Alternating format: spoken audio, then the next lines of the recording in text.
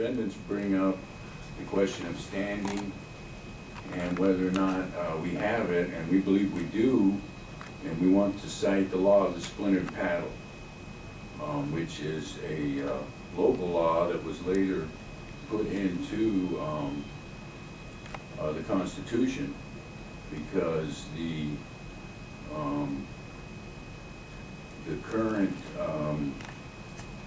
what should I say? The current law 712, although it's a comprehensive state law, didn't include at the time it was made, back when Hawaii was a territory. There was what should I say? There was universal law or international law on how you make a comprehensive state law when you're a territory. They didn't follow it. They didn't put in some of the local laws, and the law of the splintered paddle was one of them. And so later that was put into the Constitution, and what it basically says is that if any government person abuses their power, they can be held accountable. The law of the splintered paddle was when King Kamehameha was hit on the head with a paddle by one of his citizens when he was abusing his power. Later they captured the man and they were going to execute him, and the king said, no, this man was right, I was abusing my power, and he made the law of the splintered paddle, which basically says that nobody in government should be able to abuse their power without accountability. And so we just want to cite that as one of the reasons for standing. In addition, me personally, the police have been to my place on June 14th. The police came with no warrant, no due process. Maybe you don't really have to address that, because what basically this motion deals with would be to address the legal position of a couple of parties so that there can be a final judgment. Oh, okay, I was just addressing standing because I think you had one of the criteria for standing was personal injury. And so I was merely pointing out that I have personal injury and it's ongoing and continuing. And I'm just bringing it up, like I said, just to show standing, because he seems to, you know, the opposition seems to believe we don't have standing. And I'm not going to take a position regarding standing. By the mere fact that I did these findings and conclusions means that, you know, I'm accepting your standing. Okay, all right, great. I might be right or wrong about that, but that's for the public court. Okay, I was only addressing it because I thought he was making an issue. Okay, thank you, Your Honor. Let's see. Oh, a couple other things we want to bring up is through due diligence, we have been researching, and we noticed that in the law it says that if a court of competent jurisdiction finds that there's a problem with it, then that is the fault of the clerk and county council.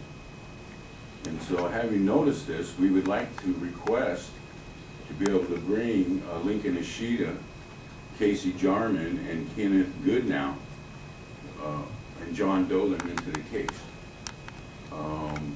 If possible, we already have it written up, and we have a copy. We already have it stamped too. We had it filed and stamped. I could give to the court and to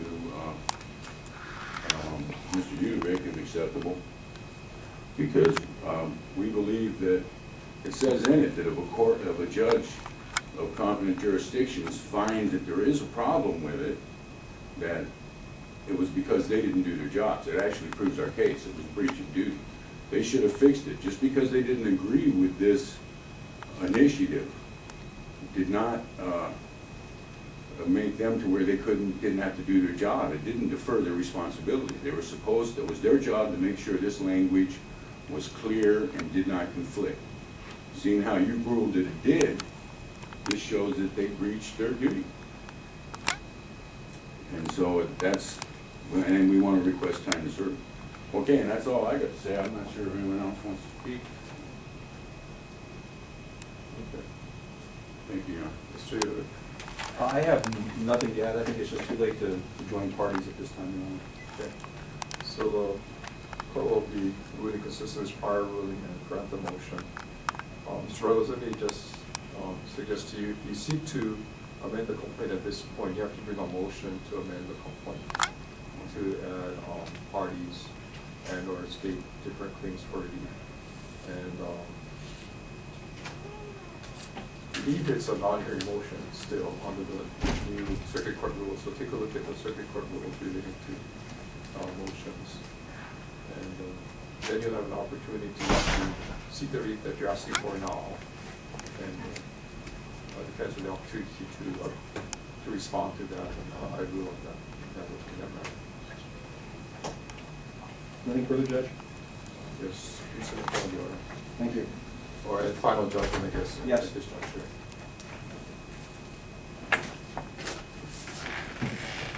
All rise.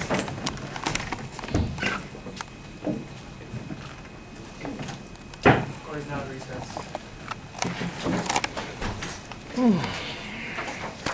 In favor of the defendants. And so then, and then we had, we've done this before about a year ago. We had 2 defendants left. So now Mr. Ruggles is able to take this case to the appellate court if he chooses. Right. So all defendants have been... The case has been dismissed against everybody, so we can have a final judgment. Okay. All right? So that's what we need to do. So how about the John Doe? Tell me that's wrong. Your feelings? I'm a little confused on what's going on. Join the club. I got a lot of people say that's when you know you're becoming a lawyer, if you're getting confused. So I'm confused, but we're happy because we believe the case is moving on. We want to get to the appellate court. We think we have excellent reasons to rule in our favor, and we can see why the lower courts ruled against us. But in reality, I think they're on thin ice. You know, the logic of the situation is we do live in a home rule state. Other states prove this. You got Nevada has legalized gambling, prostitution in some counties. The next one over, making alcohol. There's over 3,000 counties in America, and they all use home rule. That's the part of democracy. And even in our county, they listen to laws like our county passed an initiative, no HMO point. They follow that. Why can't they follow this one? Okay. They appreciate you coming along. You look sharp. Oh yeah, the same suit I always got. I got That's one. all right, you know. That's one more suit than I have. He says he might let us add it. Yeah. But I doubt